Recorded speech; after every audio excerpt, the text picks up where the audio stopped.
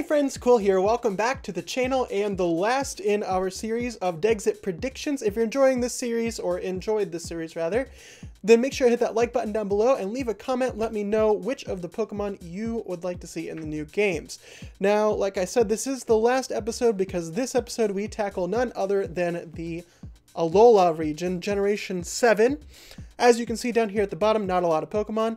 I also wanted to recap and let people know, just in case you're viewing this for the first time, Pokemon in blue are already confirmed for the new games. Pokemon in green are Pokemon that I expect to be in the new games, and Pokemon in red are Pokemon that I don't think are quite going to make the cut. There are some errors in the Pokemon that are above.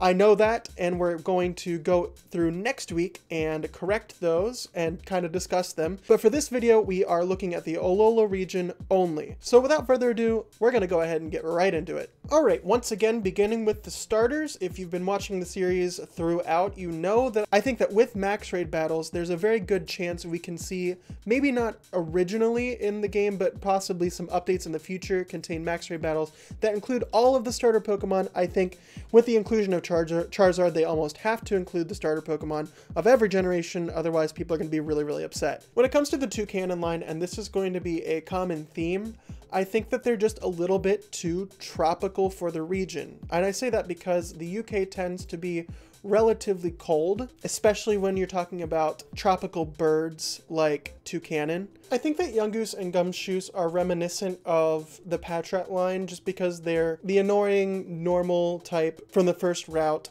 much like Rattata, but Rattata's more memorable in my eyes than Patrat and Yungoos. I think that it's possible we see Yungoos and Gumshoos, but I think it's less possible than we'll see other Route 1 normal types. I certainly think that Yungoos has a better chance than Patrat does, but I don't believe we'll see it in the new games. Crabominable has a unique typing of ice and fighting. There's no other Pokemon with that typing. Also, there are shown to be some pretty cold spots in the Galar region. I think there's a very good chance we'll see the Crabrawler line. All right, and then we come to Oricorio, who is a very interesting Pokemon. I think in general, people accepted it pretty well. The problem with Oricorio is that, again, it's got 4 different versions of itself, that those are 4 different forms that they're going to have to input into a new game. As with Pokemon in the past with various forms, we've been counting them out because one of the big defenses for DEXIT is that they're trying to reduce the number of Pokemon that they need to import in. It also gets rid of an ability that they don't need to bring forward if Oricorio is not included in the Dancer ability. I think there are a lot of reasons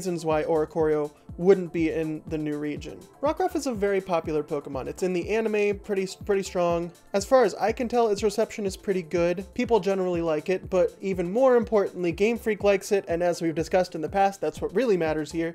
So I think there's a good chance we'll see Rockruff. Next up, we've got Dewpider and Araquanid. Fun fact about QwilPlays, the very first Pokemon that I bred competitively was a Dewpider. It had actually, I got the 1 in 32 chance of getting a perfect 6 IV Dewpider, so I was pretty excited about that. I honestly think this one's a toss-up. It could go either way. They have a niche competitively, which would lend itself to the focus that Game Freak is putting on the competitive scene of Pokemon. Over here you can see that they've already included Wimpod and Golisopod, which share a typing. I'm kind of going back and forth on this one, so I'm just going to go with my gut that says they will be in the game. Fomantis and Lurantis. Again, I could see this one going either way. To me, they seem a little bit too tropical for the Galar region, and for that reason, I'm going to go ahead and count them out in this list with the understanding that I definitely think I could be wrong. Salandit and Salazzle. So these are Pokemon that I think are fairly popular. They do have their niche ability, which is corrosion, so including them does kind of fight against that whole eliminating extra abilities, but I think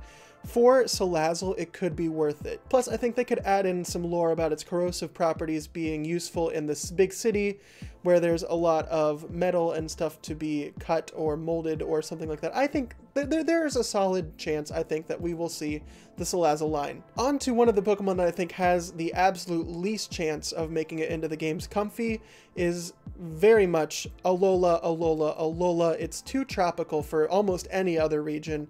Maybe it would work in Hoenn, but we're not going to Hoenn, we're going to Galar. There's no chance. Alright, and then we move on to Oranguru and Passimian. Oranguru by itself I don't think fits in the Galar region, but Passimian fits in it so well that I think I'm going to include both of them. The Galar region is so focused on sports and competitiveness, and the fact that Passimian is based on a sports player, I think makes it almost indispensable in the new region. On to Sandygast and Palisand. So these Pokemon have a very interesting and unique typing that plays in favor of them being in the new games. However, sandcastles are obviously more tropical, but there are some beaches in the UK. So I think this one could go either way.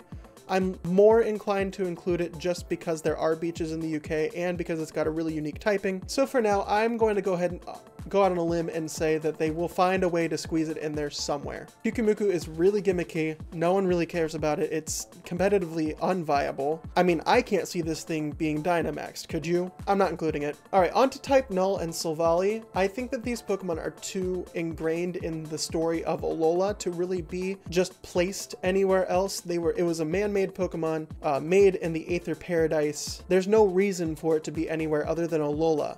So I don't think we'll see these Pokemon in the next games. On to Minior, who is relatively popular, like so many other Pokemon, is not necessarily standout-ish enough. Again, it's got a bunch of different forms, it's got a unique ability. I think that importing this thing into the new games is going to be more of a pain than I think Game Freak is willing to invest in. So I don't think they'll include this Pokemon. The UK has no koalas, and also Komala comes with its own signature ability, which, as I've said over and over again, I think really hurts the case for including a Pokemon if it doesn't stand out. Komala doesn't stand out, and so I don't think we'll see it. I know I just got done saying that Pokemon that don't stand out enough won't be included.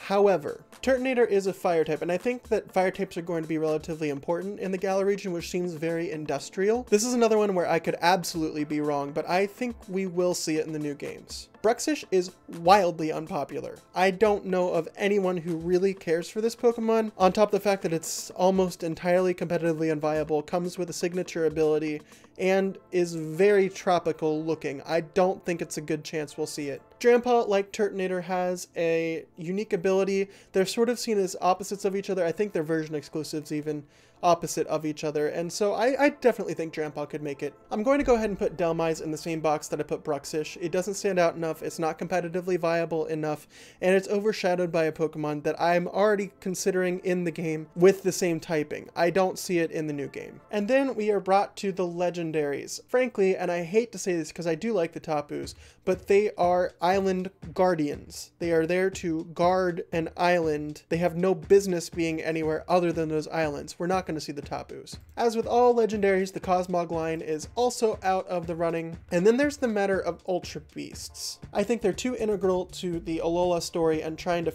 force them into the Galar story could be awkward, clunky, and overall just not worth it. I don't think we'll see the Ultra Beasts. Necrozma is another box legendary. Again, no way we're going to see it. And then we have the 3 Pokemon that were added later on in the Sun and Moon era. We've got Magearna, Marshadow, and Zeraora. And in the case of Magearna, again, we've got a Pokemon that's very industrial, which I think matches the Galar region nicely. Marshadow's got an interesting and unique typing, and it's very popular. And Zeraora is frankly just so new that they've not been able to do much else with it. They almost have to include it in the new games. So for those reasons, I am going to go out on a limb and I think that these Pokemon will be there in the game. So ladies and gentlemen, there you have it, my entire prediction for DEXIT.